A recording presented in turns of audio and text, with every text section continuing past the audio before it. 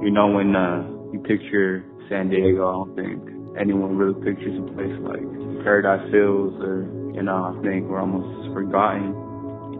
But there's so much culture here, and if you know what it's like living here, then you know.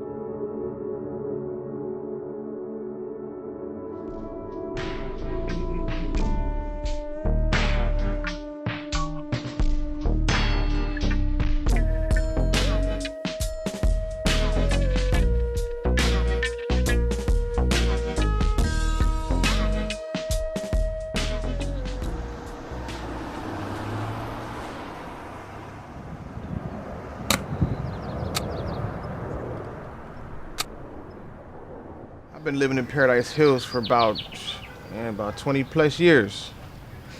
You know what I mean? Been here for a real long time. The only struggles I could probably say that I face living in Paradise Hills, probably the fact that, you know what I mean, I never gang banged, or, you know, I never joined no like clique or nothing like that, you know what I'm saying? So probably being an outsider in that aspect, you know what I'm saying? But that's probably like the only struggle I say I face, you know what I'm saying? Do I think life is easy in Paradise Hills? You know, for me, it was all right. But you know what I mean? It just depend, you know, who you was. You know, if you was out here, you know, running with that type of crowd, then, you know, life was a little different. We're gonna pass by the 99-cent store here. It's actually the first store I ever stared down at a barrel of a gun. I remember going over there buying a package tape, and the store got robbed. So, in this street right here, 8th Street, we were stopped right here. This is actually where our cars got shot at. And I was with three of the other homies, and it was on this road. So I guess, you know, mess with the wrong people. So I've lived in Paradise Hills for about 25 years now. What it's like living in Paradise Hills? Well, to me, and I tell people this all the time whenever I meet people and they ask, you know, where you from? And, you know, I tell them where I grew up, school I went to. They kind of look at me funny. But the fact is, the truth is, you know, when you're a kid growing up here, everything just seemed normal to you. You know, you grew up being normal, you know. And now from the outside looking in, yeah, things you kind of see out here are kind of like abnormal, so to speak. But when you're in it, it's just, it doesn't seem bad. So it happened when I was about 20 years old. My dad used to have 2 jobs, and one of the jobs he had was delivering newspaper in the morning. It was already at the end of his route. Southeast was actually his route, his hometown. He was going out, delivering his newspaper like he normally would, and he just never came back that morning. And this is actually the spot that he was shot at. And, you know, we usually hear these things, people getting shot here and there. You know, that's kind of like the norm around here. And unfortunately that day, it just happened to us. And unfortunately, we had to live with that reality moving forward.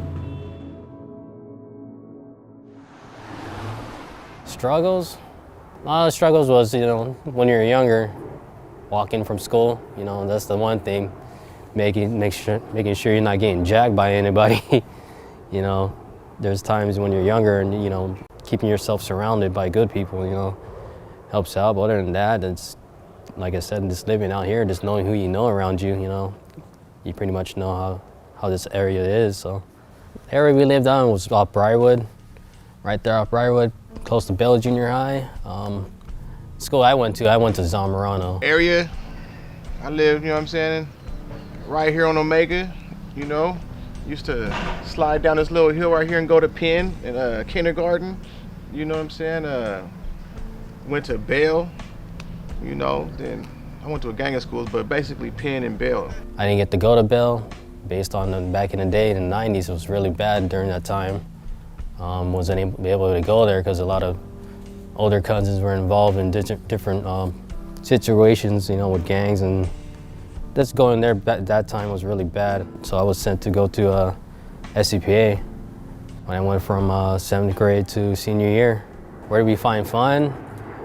Fun was everywhere. You can just, when we were younger, we used to just ride our bikes everywhere. In the early years, before SCPA was built, it used to be a canyon. And we used to always ride our bikes and our scooters, you know what I'm saying, all throughout there, you know. And the rec, the Paradise Hills rec. I mean, everybody was up there. Honestly, the craziest thing I probably seen in Paradise Hills was that 2-story McDonald's getting built. You know what I mean? We all seen what it was. We seen the whole place getting built. I remember I was like a little boy, you feel me? And we used to always wonder, what's that building gonna be? And man, when they put the McDonald's logo up on there, everybody was like, what? A 2-story McDonald's? You know what I'm saying? But yeah, that's probably the craziest thing I can seen around here. So Farrell Park, right here, this is where we played ball. I actually won MVP, junior high. I remember that. Not MVP for the whole district, you know, MVP for my school. But that's where we practiced. And this O'Farrell right here, and this mural right here. I remember this mural when it was put up. It was actually my year. I was part of the group that helped put that up. Man, this brings back a lot of memories for sure. Spent a lot of time here. This is Park Mead Court right here. This is the street where we used to play home run derby, basketball, baseball, whatever you call it, whatever you want to play. We all play here on the street. And I remember having other kids coming, visiting from other streets, come through, you know, and just pick up a quick football game or something. People don't do that no more. It was fun. It was fun growing up here. I'm glad I grew up here. My favorite part about living in Paradise Hills, man, I don't know, just probably the people, you know, everybody that I met, you know, just being around. You know, it wasn't, I ain't gonna say it was nothing spectacular, but you know what I'm saying, it was what it was. It wasn't a boring childhood, and the people made it great, the community made it great. But what I loved about it is I really gained a lot of knowledge when it comes to dealing with people, because, you know, the real ones are out here, and you couldn't grow up here without learning how to deal with people. There's a lot of things to know about. Just people around you, people you've been growing up, you know, your neighborhood. Overall, it's been safe for me. You know, the neighbors around us, you know, they keep an eye out for everybody. You know, a lot of close friends that all live next to each other, so.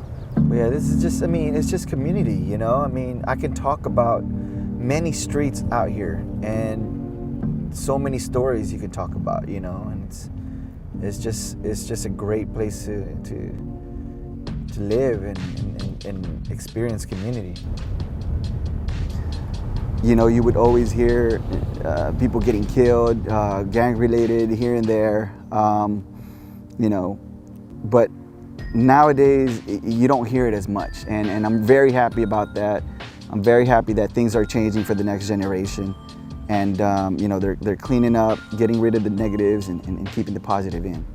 But you know, I just like, if there's one thing I would change, just I'd probably like to see more resources available for neighborhoods like this that would benefit the community as a whole, because we have some talented and smart people in Southeast, and they just need an opportunity to see that they're actually smart.